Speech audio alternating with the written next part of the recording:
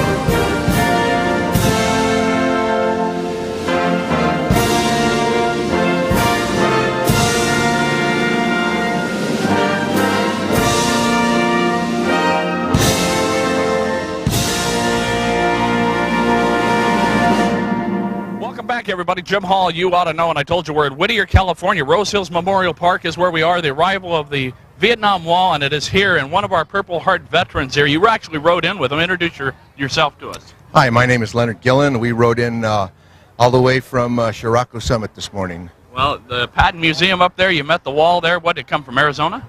My understanding is it was in Arizona prior to coming to us, but it's coming across the country. Well, we certainly do appreciate, number one, your service, number two, helping escort that wall in today. But tell us about your Purple Heart injuries, your service to the country. What branch were you in, first off? I was in the United States Army and in 70 and 71 and was wounded in combat. And you were stationed where when you were wounded? Well, we would work out of the city of Da Nang at that time, and they would fly us into different areas throughout the northern part of the South Vietnamese portion. People remember the news, and Da Nang very much a part of the news. It was a big city in Vietnam, but as you did that, you talked about how many troops were in Vietnam at that time when you were in Vietnam. You know, I was 19 years old, and I really didn't know how many other troops were there. When you're 19 and outside our country, I just used to focus on what I was doing. Well, where did you grow up at? I grew up in the city of Paramount. All right, so you're local here, Southern California, and you went to school where? I went to Paramount High School, graduated from there in 1969. All right, so that makes you probably born about 51 or so? I was born in 51, that's correct. All right, well, your injuries you sustained, talk about those. What happened? Well, there was what started it was another platoon went out before us that day, and they hit a booby trap and took on some fire that evening. Well, they needed to cut an LZ for those guys, so myself and about 5 other guys volunteered to go out there and cut a landing zone for a helicopter to come in and medevac our guys out.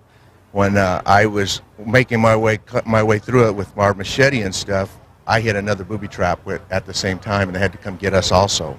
And you had what type of injuries, and what did you sustain? I sustained shrapnel from a bomb that went off, and up and down both hands and both legs.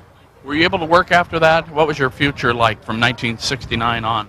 Yes, I was pretty fortunate. Even though I was injured, I became a firefighter with the County of Los Angeles Fire Department and ended up retiring out of there as a captain with County of Los Angeles. All right. Well, I did county time, too. I was an L.A. County paramedic. As a matter of fact, Squad 40 just pulled out. I was on 40. I was on 28s. I was on 20 down in Norwalk.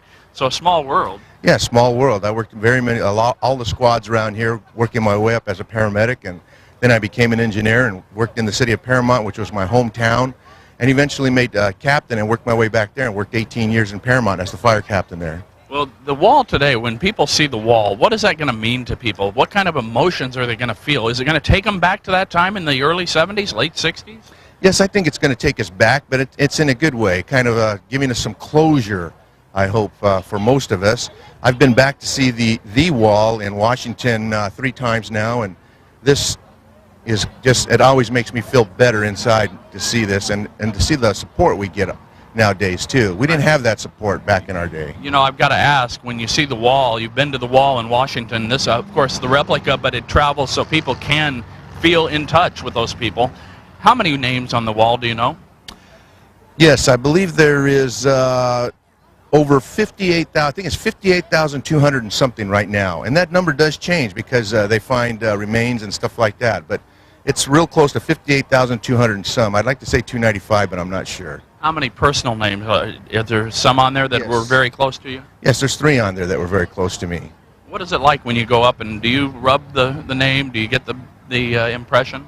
You know, I don't do that, but I like to touch the wall. Yep. I do like to touch the wall, and I'm one of those who haven't left something back there on the times that I've gone back, but I just like to go touch those names and feel a connection back to those guys. It's a time for reminiscing is what it is. Well, I guess the reminiscing and taking us back and remembering helps us always move forward and learn. So I agree. Yeah. I agree. Well, again, your name is? My name is Leonard Gillen. And Leonard, when you think about the wall and the trip you made today, how many of you made the trip to help escort this wall? There's 20 of us. I belong to an American Legion group that we're riders, and what we do is we raise money for veterans like ourselves and the ones coming back at this time, our new veterans also. Well, there were a lot more bikes out there with you from other clubs, organizations, a lot of veterans today. Yeah, a lot of veterans. It always makes me feel good to be around them, too. Well, that's what it's about, and certainly, again, thank you for your service and escorting this here today. People all throughout Southern California have been expecting it, anticipating it, and it will be here on display where people are going to be able to enjoy it, so thank you for that. Thank you. Thanks for the interview, too. All right. Well, we're here. Rose Hills Memorial Park is where we are. You see the truck back here. You see the veterans are here, and he's proudly wearing Combat Infantryman, Purple Heart Combat Wounded, and that's serving with pride and integrity for the United States of America. And thank you so much for that. Why are we here? Simply because, like with all of our shows, you ought to know. Stay with us. More yet to come from Rose Hills Memorial Park in Whittier.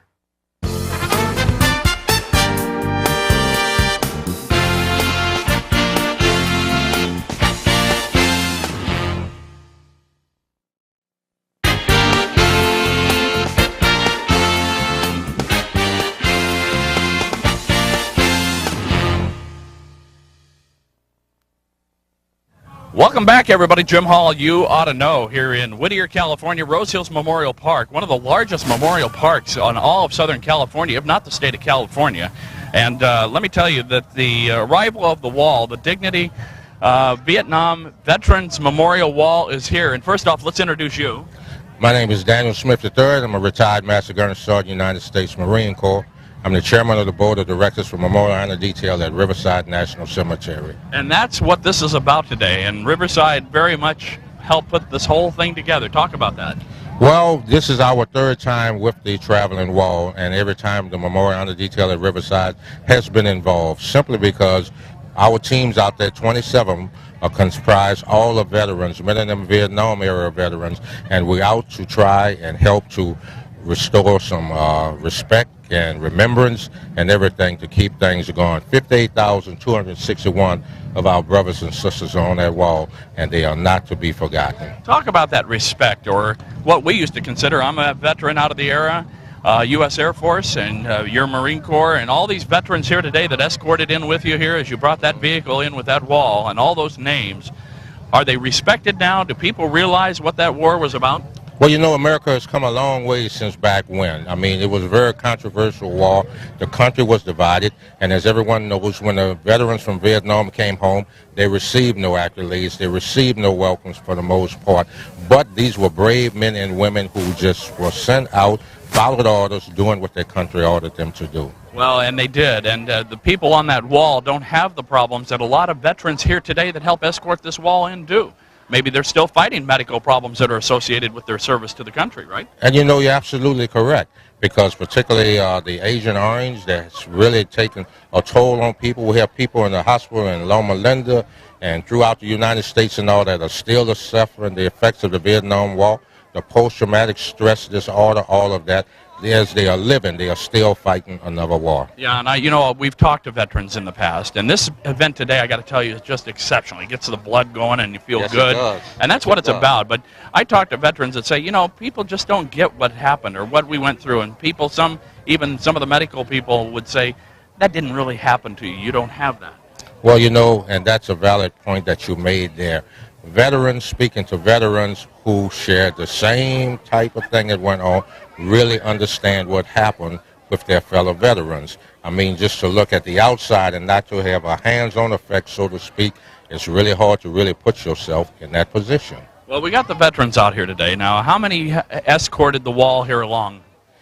Absolutely wonderful. First of all, to the law enforcement officers that helped us, we had 22 motors. We had a black and white unit, and we just want to thank those guys so much for what they did. We had in excess of 400 motorcycles plus several cage units, which were vehicles to bring the wall. People all along the road and on the overpasses over the 10 just waving and all everything. A very, very patriotic day in America. Well, it is a patriotic day, and as America does this this big event, this is the arrival only. There's going to be events every single day when the wall is set up. It's in the truck now. Absolutely. We're not seeing the names yet today, but later in the day we'll see them set up, but it takes how long to set the wall up? Well, we're going to set it up. We're going to have a Purple Heart ceremony in just a little bit here, which that's by tradition that a Purple Heart is placed at the apex of the wall before we start to build it. The wall will be built today. Complete building with the landscape and everything will be done tomorrow in time for the opening ceremony on Tuesday. All right, so we're here on a Sunday as we want to let you know. The fire department is here in force. The American flag is raised. The wall has arrived. And when you do this, I mean, how do you feel inside? Well, let me tell you, the blood is just running and you got the tingling and you feel all the excitement and everything because it's a bit of kinship that we're feeling as we do right this. 58,261 names on that wall that cannot speak for themselves. We are here for them. Any personal names on there that you know? Several. And what do you do? Do you touch the wall? Do you do an inscription? What do you do? How do you communicate with these people? Well, my first time visiting the wall was in '92, and I stayed away for obvious reasons of many veterans. And we went to the wall in D.C., and at that time my wife traced the names for me. Yeah. But since then we have been going. I traced the names. I've got all of my friends in a book at home with their names trained, their spot on the wall and everything like that. And this is healing for me, just to reach out and touch it sometime. It's healing for me. Well, the veterans are here today. They escorted it in. The food is going. There's hamburgers going on the grill. The wall's going to be set up. Thank you so much for all this today. And I really appreciate the time, recognizing us and supporting us, because believe it or not, America needs its veterans. Well, it certainly does. Don't go anywhere, everybody. We've got more yet to come. In fact, we got a Purple Heart recipient coming up next right here. Why are we here at Rose Hills Memorial Park in Whittier? Simply because you ought to know. Stay with us. More yet to come from the Vietnam Wall in Whittier, California.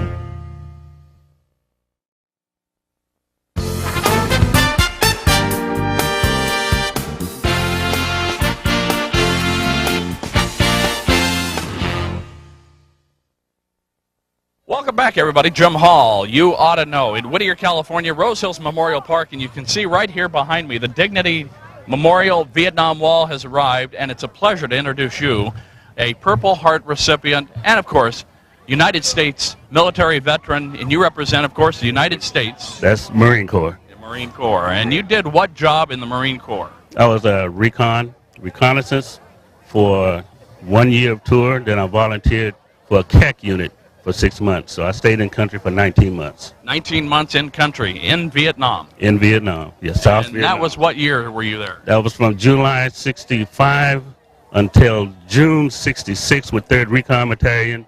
Then I went over to the CAC unit from June 66 until January 67. All right, let's introduce you. Your name is? Henry C. Wilson, Jr.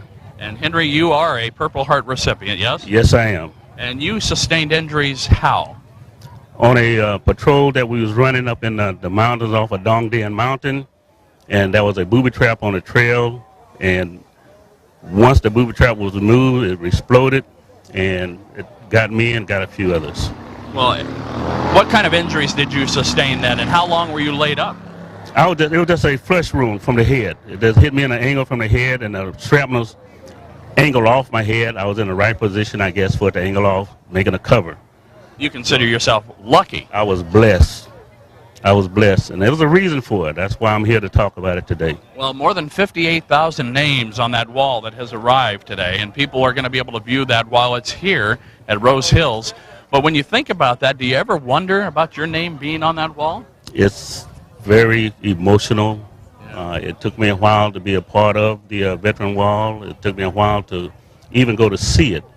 But now each time I come, I find different peoples that I have known that was on the wall that I didn't know was there. And one thing that I found out was in my hometown, there was 13 names on the wall. I just found out about that. And out of the 13, it was an average amount of time that they spent in Vietnam was 4 months before they got it. And that really hurt. Well, when you talk about that number, 13, that seems like a high number that you would have personal knowledge of on that wall. That seems like an extraordinary number to me. Right. Well, that's not the total amount. That's only one in my hometown. Sure. Yes, that's in my hometown. Now, when you think about the names on there, was there anybody the day that you were wounded that has a name on that wall that we lost that day? I have not been able to locate them. There's 2 names. It was a Corporal Spears and a Corporal, I forget his name. I lost his name right now, but it's 2 names that I haven't been able to locate. I don't know if they was on the wall. I don't know what happened. Anywhere, I can't find them. All as a result of the incident that day that you were wounded? Of that day, yes, of that day. Well, when you come out to an event like this one today, what is this like for you out here today? Well, I'm not used to being in a heavy crowd, but because most everyone here is Vietnam veterans or veteran in the military, it kind of makes you feel a little bit better. You know, you're in family, you're amongst family, so that makes a difference. You still find it hard to come out and be amongst the people and talk about what goes on? I do find it, but I can overcome that and still let them know what was going on. Matter of fact, I'm a part of the Simplified Memorial Honor Detail out of Riverside National Cemetery, and also a part of the All Forces Memorial Honor Detail out of Riverside National Cemetery. And that helps me because we have a lot of veterans that's a part of that also.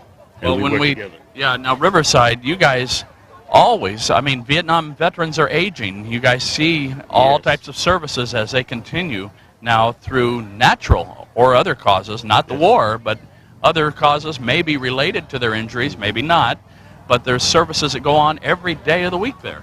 That's correct. That's correct. And it's a blessing just to be a part of it. And just to think about that, yesterday I was a part of a memorial service for my cousin, Gunny Sergeant Floyd Watson. And we talked about Vietnam, but we never did talk specific about certain things. Yesterday, I found out that he had a Silver Star. He was wounded in the eye, and we never discussed the actual combat. But that was really something that it kind of hurt that I didn't really know what had happened to him. Well, it's got to be moving for you, and a lot of people, a lot of the veterans are the same way. They just want to suppress it, not really talk about that stuff. Right. But that's what the wall is all about. Yeah. To recognize those, and it's a healing process, and we just have to take it a day at a time. And everybody have their own way of doing it. Well, we appreciate your service. Thank you for being with us on this show my and for pleasure. being here today. And I hope you do and make it an enjoyable day and enjoy what's happening Well, I here. plan on. I did it last year up in Westlake. Yeah. So it's a blessing for me to be here. All right. We're here in Whittier, California, everybody. The Vietnam Wall is here, and we're so glad you have joined us on this show. Stay with us. Don't go anywhere. We're going to be back to wrap it up, simply because you ought to know. Semper Fi. Semper Fi. Remember the veterans out there.